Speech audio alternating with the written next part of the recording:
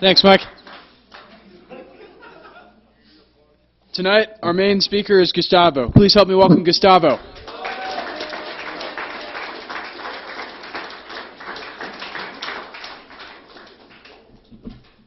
How you guys doing? My name is Gustavo. I'm an alcoholic. Well, thanks for your share, Brent. That was pretty cool. To everybody that took chips, congrats, man. That's awesome. Happy 2 years, dude. Congrats. I was just having a conversation with the 2-year chip taker, and every time I see a guy that comes in, and I saw him when he came in about 2 years ago, obviously, and he came in and all broken up, and he took 2 years today, I always think about the parents. I always think about the parents and wonder if they're sleeping at peace. Even though a chip is just a chip for us, we come in here broken up and we get a chip. It's like, okay, big deal, I got a chip. But that chip means more to anybody else out there than it does sometimes to us. And that's where my head goes a lot of the time. My sobriety date is March 23rd, 2011. And I came in here at 30 years old. And I came in here pretty broken. I didn't want to stay sober. It wasn't my plan. I wanted to come in here and learn how to drink, how to control it.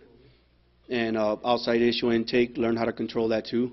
Because when I came in here, I didn't think I had an alcohol problem. I had a little meth problem. Wasn't that big of a deal. As long as I don't touch that, I was going to be okay. And that was my thinking, 110% when I came in here. And I remember when I went to rehab, I was in rehab, and an AA panel went in there one Saturday afternoon, and they were talking about alcoholism and all this stuff. And I was just sitting there, and I was like, yeah, dude, that doesn't apply to me because I can put it down. It's not that big of a deal. So one of the guys from the panel said, you don't have a problem drinking? I said, I don't, man. I honestly, I'm in here because of meth, a little meth problem. That's it. And he threw a book at me, a little softbound book, threw it at me, and he said, well, just read that if you want, So if I was you, I would go to NA, and you can still drink on the side, just don't tell them. But if drugs is your problem and not alcohol, you can go to NA and still drink. And I thought I had found the solution to my problem. Alcohol's not my problem, so I'll just go to NA. I didn't know what Alcoholics Anonymous was. I didn't know what NA was. I heard about it, but I never understood what Alcoholics Anonymous was. And there were several, I don't know if you guys heard in the program talk about the Eskimo, people in your life that show up sometimes and they try to give you help and you don't see it. I had several Eskimos throughout my life that I didn't realize that they were in the program and they were trying to give me help, and I never even saw it because I was so wrapped on myself. And, I grew up very rough. I was raised by a single parent, my mom. My dad was never in the picture, and I grew up in East LA. And I used to sell tamales when I was a kid since I was 9 years old. My mom used to make ice chisel tamales, and she used to send us out to the streets to sell. And she pulled me off one side, and she said, you're 9 years old, you're the oldest of the boys, and you need to learn how to provide. And there was no childhood for us. The closest we got to attention was with a cable, because it wasn't the belt. We never got the belt or the hand. Every time we saw my mom come in the house, because I knew I had done something wrong, she would reach behind the stereo to disconnect the cable. I knew there was a whooping coming right behind it, and then you would start trembling. And we were beaten pretty well, especially me. And I'm not saying I was a saint and she took advantage of that. I was a rough kid. She would tell me to sit down. I would stand up, go left, I would go right, and I just could not do anything right. And so she kept us locked up in a room most of the time. We used to sell tamales. She had to sleep at night, so she would lock all 4 kids in a room and put us in a room. And we couldn't make noise because she had to get up at 11 o'clock at night. And if we were in there and we started laughing and making noise, she would get up. And there was a butt whooping all the way around. So there was no TV. A lot of times we had no electricity because it would get disconnected. And that's the way we grew up. And when I turned 10, I remember she got sick. She was the only breadwinner. She got sick, and she was in the couch, and we thought she was dying. And she would tell us in the morning, get up, go to school, and go to school because they're going to feed you there. We had no food at the house. Our neighbors used to give us a dozen eggs every afternoon, and I used to get on the orange tree and cut the branches. This was in East LA, and cut the branches and make a fire to boiled eggs for me, my sisters, and my brother. And I created this resentment towards my dad over that, and I hated the guy. I hated him. I used to think if he was here, we wouldn't have to go through that. We would have been okay. And it was like 3 months of that we went through. And I didn't decide at the time, but now I realize that I had decided to play the victim card from there on. Poor me, don't you know? Don't you know what I've been through? And if you went what I went through, then you'll probably be the same way that I am. And I went through life like that. I started drinking, probably about 13, I started drinking, and my mom tried to cure me from that too. I came home drunk at 13, and I had a little coke in me. And I came home, and I remember I was standing there, and she was beating on me. She was just wailing on me. And I had my hands in my pocket because I didn't want to do anything stupid because I was drunk. So she went to work that morning at 4 o'clock in the morning, and when she came home, she was up waiting for me till 2 o'clock. When she came home, I was in bed. And she woke me up, and she's like, "You didn't go to school, boss?" And I said, "No, a hangover, I'm a little sick, this and that." And she said, "Well, I was waiting for you at the same time too, and I still went to work at 4 in the morning. You want to play a big boy game, then you got to learn how to be a big boy." So out came a bottle of tequila, and she sat me on the table. And we sat there, and she was shot per shot. I was 13 years old. And I remember I would tell her, "I don't want none no more. She's like, "No, you're having more. Here, keep going." Throwing up on one side, drinking on the other. Throwing up on one side, drinking on the other. And she thought that was going to cure my problem. And little did she know that was going to trigger a lot more. Because even though I felt like crap the next day, I learned that even though I'm going to party today, I still got to get up and work tomorrow. So in my head, that told me that I was taught how to work, so she was teaching me how to drink too. So if I drink today, I can go to work tomorrow no matter what. And that's the way from 13 to 30 years old, that's what I did. No matter what, I was at a job site. And I was working, and I worked in construction since I was 16 years old. I started working in construction, and I started doing concrete, started working, and I was like 18 years old, and she wouldn't let me go out on the street with the boys. She wouldn't allow me to, because she knew I was going to get in trouble. And when I turned 18, I kind of put my foot down. I told her, I was like, "I'm putting my foot down. I'm a man now, and I'm going to go." And that was the biggest mistake I ever did, looking back into it, because that's when I started picking up drugs. And drugs is a lot of part of my story, because I will substitute from one for the other. If I don't want to feel like an alcoholic, I will use this. But when this didn't work no more, I will go back to alcohol. Because with alcohol, I could still get up in the morning and go to work and be okay sometimes. But once I would stay up for 9 days, I didn't know what I was doing. And I would be talking to a toolbox, thinking that there was somebody in there. There was this one time, I was on a 9-day run, and I walked up to the toolbox in the truck. And I swear to God, dude, I thought I saw somebody laying in there just kicking it in the toolbox. And I'm like, "Dude, what are you doing here? What's going on?" And I'm talking to this toolbox, and I got my boss in the tractor. He stopped the tractor, and he's just looking at me. And I'm having this dialogue with this person in the toolbox. And then I put the tool down, and then I just walk away. And he lets me go, like from here to across the street, and he whistles at me. He's like, "Dude, where you going?" "Oh." And I will go back and get to work. And that was another Eskimo in my life. That boss knew that I had a problem. And everybody told him, "He has a problem, dude. Why you keep helping him? Just let him fall." And he would say, "No, that's my friend. That's my friend. I'm going to help him. I'm going to help him." That man bailed me out several times from jail. And he would pick me up at work. He would wake me up. He would knock on my window to go to work and stuff. And I kept my job thanks to him. And that's the way I did things. Always overboard. I never had a limit on anything. If I was going to get in trouble, I'm going to get in trouble.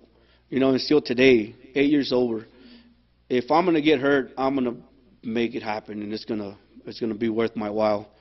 And my wife tells me that today. She's like, "I want to get a crotch rocket." She's like, "Yeah, you're not getting a motorcycle." I'm like, "Dude, why not?" And she's like, "If you're going to ride your crotch rocket like you ride your horse, you won't survive a week on that thing. So we're going to have to watch on that. So long story short, I'm 27 years old. I meet my wife. And through all this time, I've always bargained with God. God, if you give me this, if you give me that, I will be okay. Because I didn't have nothing growing up. So as long as I get this and as long as I get that, I'm going to be okay. And I remember I asked God a lot. I wanted a truck, a horse. I wanted a wife, I wanted kids, and I wanted money. And if I was to get those 5 things, I was going to be okay. And I worked hard through all that. I lost a house through drinking. And I didn't realize I had a problem. I used to drink from Orange County all the way to San Bernardino. In the afternoon, you're looking at it takes you to get there around from 3 to 6. It takes you about 3 hours to get there at that time because of the traffic. So I would drink an 18-pack from there all the way till I'll get off the freeway. And then I would get off the freeway, pick up a 12-pack, sit in my truck, drink the 12-pack, and then drink tequila, sleep in my truck, get up at 2 in the morning, get in the shower, get ready, and go back to work. And I remember I had this S10, and it needed a starter, and it needed tags and registration and insurance. For 3 years, I drove that truck with no tags, no registration, or no starter. But I didn't have a problem drinking. My problem was not alcohol.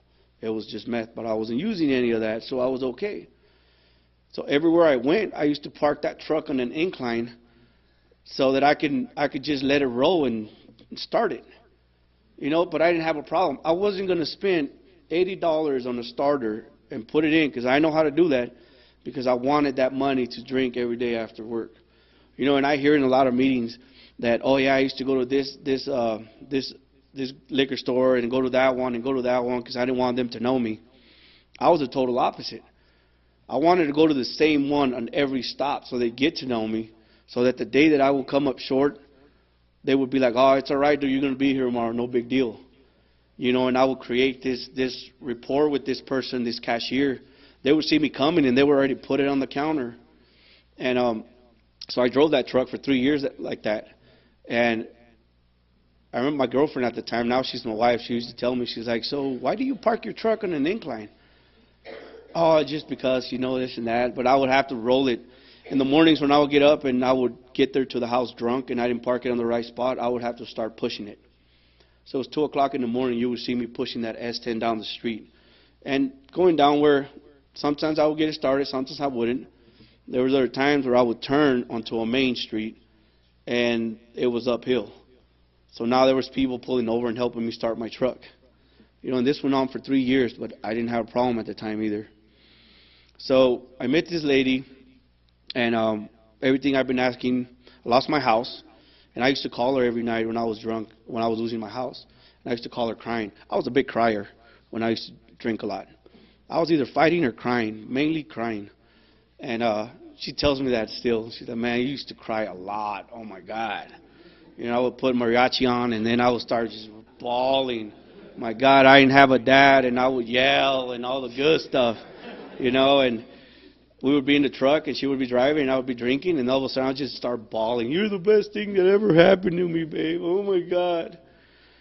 And she didn't think I have a problem with alcohol either. So I met this lady. I would call her every time I was crying, and then she would come, or she would tell me, just come home, babe. Why you got to stay at the house?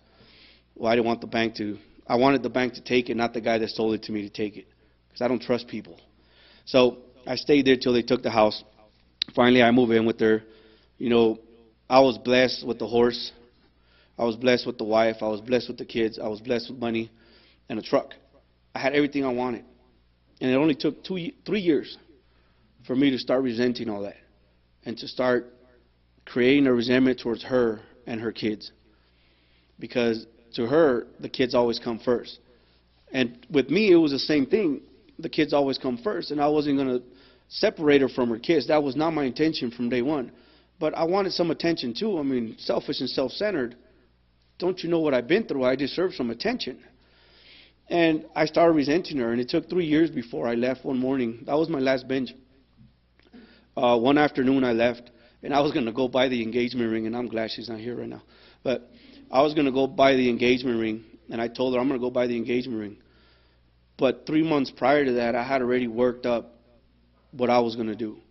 And I was going to go pick up drugs. And I was going to go get drunk and go have at it. But, you know, a lot of people, and I've heard this numerous times, and it's for me too, it goes for me too, the relapse doesn't happen when you take that drink. It doesn't happen that right there. The relapse happens 3-4 months before you take that drink. You've already made it in your mind. You've already played it. You've already justified it. The time you take that drink, that's all you did. You took the drink, but you went out way before that. And I've come out really close to doing that time after time by not trusting and not asking for help and stuff.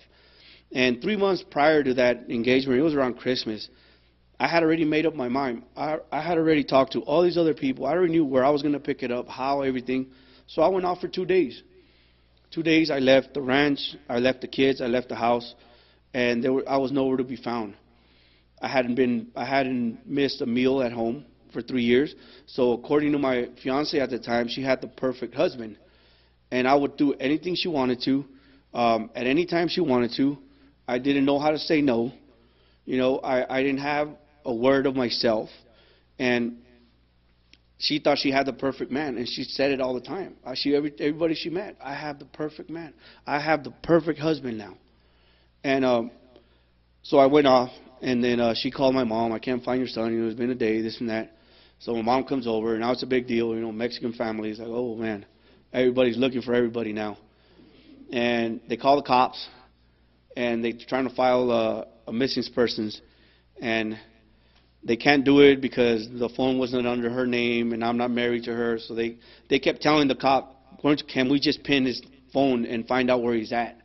And the cop's like, no, we can't do that because if he's out partying with another woman, you know, right now we're investigating a missing persons. Later on we'll be investigating a homicide or something, and we don't want to go there. So they said, well, the mom's right here, and I'm 27 years old at the time, already 28. The mom's right here. Can't you do it with her? So they kind of gave her the whereabouts after 2 days. And I'm in a motel. I'm doing my thing, you know, and the phone starts ringing, but nobody's answering. So the party goes dead because it gets uncomfortable. I jump in the shower. I'm walking out, and I got my bottle of tequila. Got my bag over here with stuff I'm not supposed to have. Come around the corner, and I see my wife standing right by my truck, my fiance. And I'm like, what do I do now? So I drop the bag, I drop the bottle and everything, and I go over there, and they've been looking for me all night. So we go home. My stepson's there, and he's asking me, dude, what's going on? I just went out and had a little party, you know, whatever, this and that. And through all this time, I've been telling this kid, don't use drugs and don't overdrink. You know, follow my example. I quit drugs a while ago, 3 years ago, this and that. And I used to get in a soapbox over that. And I had to call the cops. Cops came over because they had to know that you're there. So you got to tell them who you are, show your ID. And the cop looks at me, dude, and I'm all spun out. I mean, I've been at it for 48 hours now. He looks at me and he just smiles. And he shakes my hand and he says in low voice, you poor bastard. And he turns around and he shakes his hand and he gets in the car. And I look at my fiance and she looks at me and there was nothing there. So I was, all right, whatever. So Christmas came around, you know, I did the whole one on the knee and will you marry me? I'm going to change this and that. She said, okay, yeah, sure. She comes up to Arizona to her house, and I stayed to take care of stuff back there. The moment she left, I was on the phone with the Connect already. I had to find something. I was just waiting for her to leave. And I spent 24 hours looking for stuff from one end, from L.A. all the way to Victorville, all the way to San Bernardino. This is like a 6-hour drive back and forth trying to find something.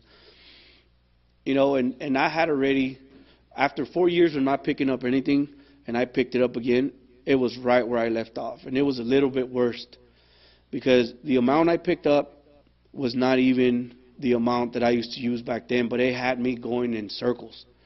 And it's true what they say in the program. You know, when you stop drinking for a while and you pick up again, it's right where you left off. And it's even worse because your disease is just standing there doing push-ups, waiting for you to mess up, waiting for you to get weak, just resting. It's a, what do they call it, a rapacious creditor or something like that. And So that happened. She comes back. Everything's back to normal. And then within a month, I get the itch again. So now I go. I take off. And I pick up whatever I got to pick up. I'm driving around. No driver's license, suspended driver's license, bottle of tequila, paraphernalia in the truck. And I'm driving around. And I finally get to this alley. They got what I want. And there's a light right there. And I'm looking at the light. And there's like shining down. It's kind of like in the movies. And I'm in the alley. And I picked it up and I said, I'm going to lose everything for this. And I wanted so bad not to take it. I wanted so bad just to let it go, drive an hour and a half where I was supposed to go meet my wife and be there and be in my own bed. And I couldn't. And I didn't comprehend it at the time. I just figured I deserved it. You know, it's my right. I've been struggling for 3 years. It's my right. I put in so much work in this family, these kids that are not even mine. This is my right. And I took it. And I was gone for 7 days. 3 days later, I'm calling my wife, telling her that I got kidnapped at knife point. She don't believe me, you know. And I get mad because she doesn't believe me. And so long story short, you know, I lose my truck because this time I was going to be smart. I broke my phone, parked my truck, and I threw my keys. There was no way she was going to find me through the truck or phone now. So I threw all that away because in my head, that was a good idea. I go into rehab, come back out, and then I start coming to these meetings. And at this point, I don't trust men. I don't trust anybody. And I got to come to this meeting where there's 60 men in there. I don't know how to read, and I'm 30 years old. And I go into this book study. And everybody gets to read a page in this book study. And when I sit down by this big fella. And as I'm sitting down, my turn to read comes up. And I'm holding this book, and I don't know how to read. 30 years old. And I'm sitting there, and I'm shaking. This big dude next to me pulls his chair over to me, and he starts whispering every single word in that page as I'm reading. I've never experienced something like that. I've never experienced a stranger. You know, because I used to like to play the race card, too. And I never experienced a stranger sit next to me and help me read. Help a stranger read. No one. I haven't even seen this guy for 10 minutes. So I made that meeting my home group, and every time I would walk in, he would have a seat right there, and he would tell me, "Sit down, man. Have a seat." You know, he wouldn't ask me, "How you doing? What's your story?" He would just, "Sit down, man. Have a seat." And he would help me read. It went like this for a year. He would help me read. He would help me read. And the guy died. He died of alcoholism. He was drinking at the time that he was helping me read. And he just couldn't let go of the drink. So I asked this guy in that meeting to sponsor me. And I heard on all the shares how everybody's loving and caring and compassionate and stuff. I got the total opposite. You know, I picked this guy because he was brown. And I figured that, you know, he's brown, I'm brown, you know, we're going to be okay. Because everybody was white in that meeting. I'm in Newport Beach. You know, everybody's blonde. And I walk into this meeting, and I got a cowboy hat on, I got boots, and they got flip-flops and Hawaiian shirts. But it was close enough to where I can work on my marriage because the meeting was there and it was going to work. So I asked this guy to sponsor me because he spoke very well in the meeting. And I've heard in a lot of meetings too that, oh, I don't know how to pick a sponsor, or I don't know how to look for a sponsor. What do I look for in a sponsor? And I heard in the meeting also, and everything I'm saying is not original. I've heard it before. One guy said, he's like, look for a sponsor like you're looking for the dope man. You know, because we're pretty good about finding who's got what I want when we're out there in the street. And that's the same way you want to look for your sponsor. And I had a hard time with that, so I picked this guy because it was attractive to me the way he carried himself, the way he spoke. He spoke very, very good and very well. And he had this demeanor about himself. And I thought, and then one of his sponsees used to cry a lot in the meeting. And every time he shared, he cried. And I don't know why, but to me, I didn't know at this time that I was a crier. To me, that was very attractive. I was like, how can you cry around 60 men and still walk out with your head up? How can you do that? That's attractive. So instead of me going and asking him to sponsor me, I asked his sponsor, because if his sponsor got him to do that, then it'll probably help me. So why go to the branch when you can go to the tree? So I asked him to be my sponsor. Man, he was tough. He was tough right off the bat. And he asked me to call him every day at a certain time, read 5 pages a day. I said, dude, I don't know how to read. Then you read 2. But do not call me if you don't have those pages read. And leave me a message, no longer than a minute. And if I get back to you, that's icing on the cake. But your responsibility is to call me, not me call you. You want what I have. You don't have anything that I want. And he's like, and I try to hit him with the suggestion thing. Well, what about this? You know, these are suggestions, right? And he said, look at here, little buddy. He's like, I don't give suggestions. I give directions. And if you want to stay sober, and put some time together, then I'm going to show you what it was given to me. And it's up to you if you want to follow it. So I did.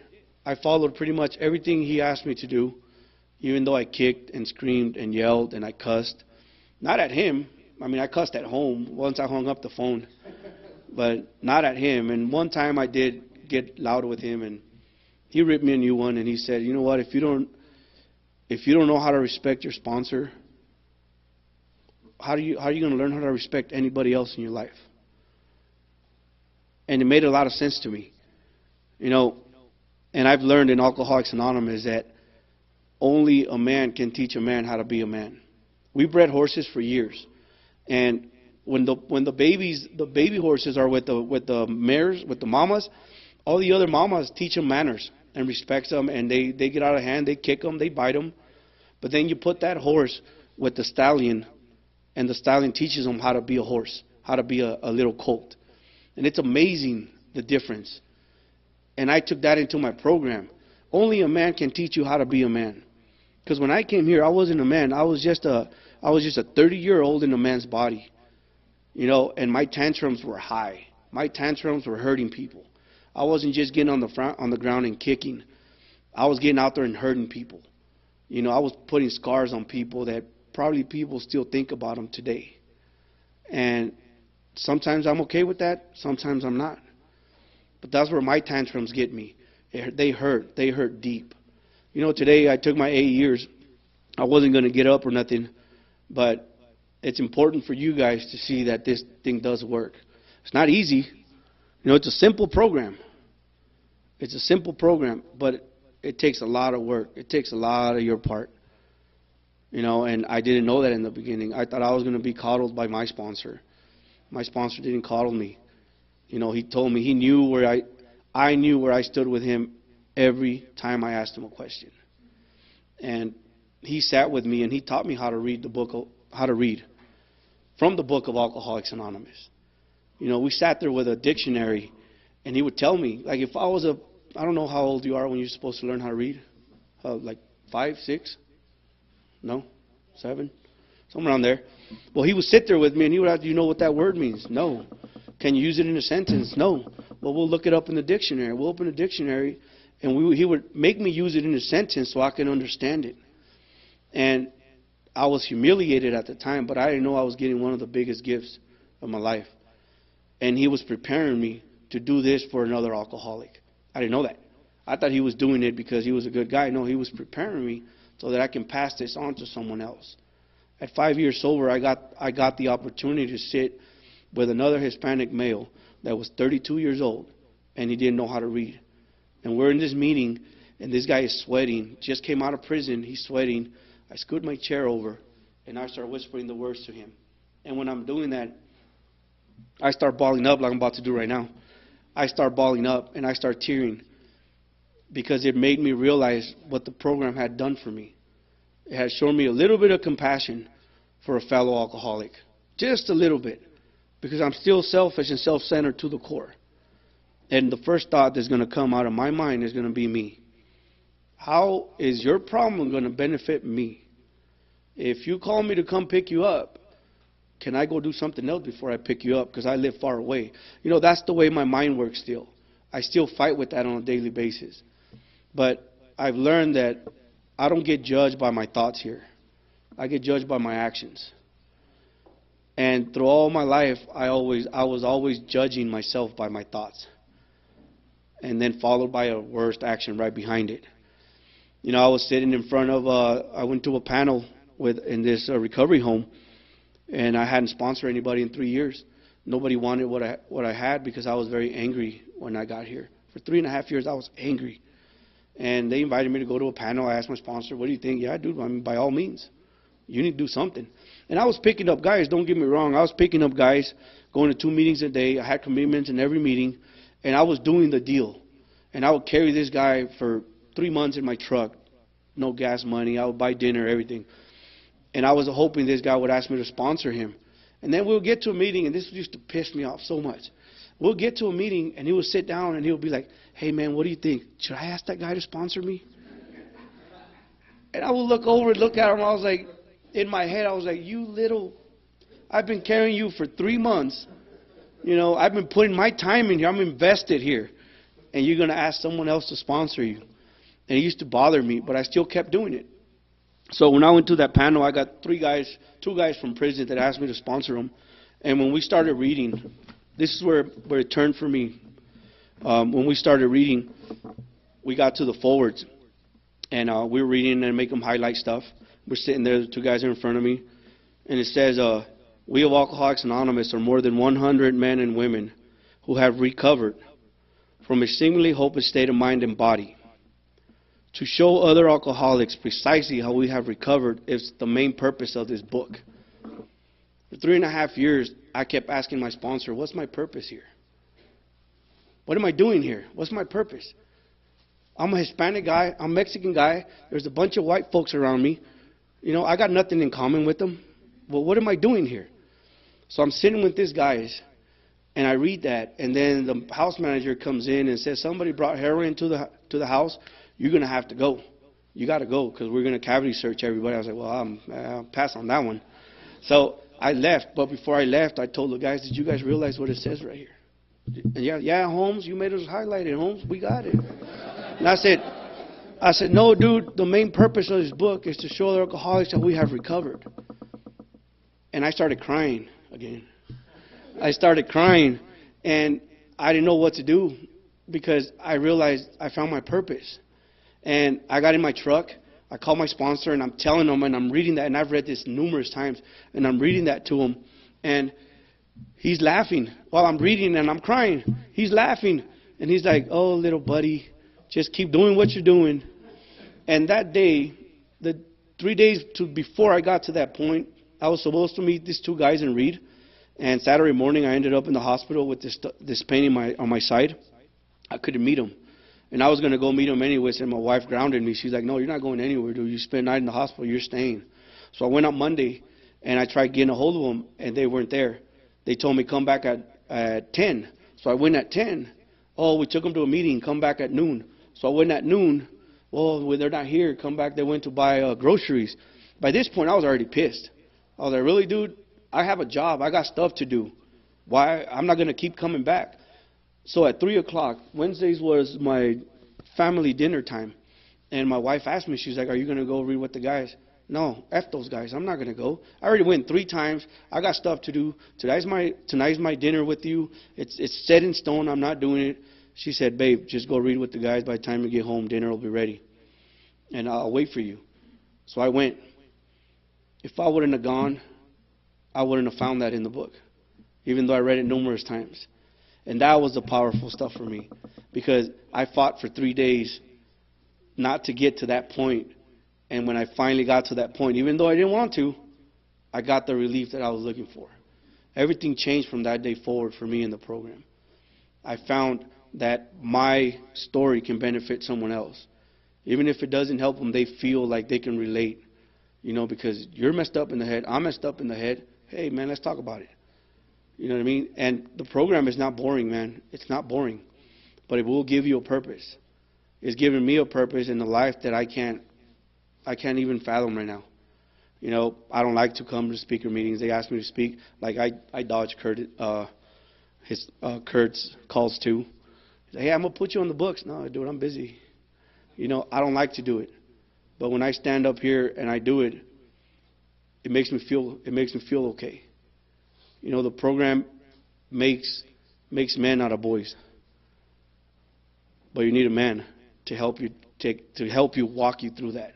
Because the program is not easy, like I said before, it's hard. It's a hard thing to change everything. It's a hard thing to come in a program when you're 30 years old, you don't know how to read, and accept the fact that your second language is going to tear you down, and everybody around you is going to laugh at you because you don't know how to read.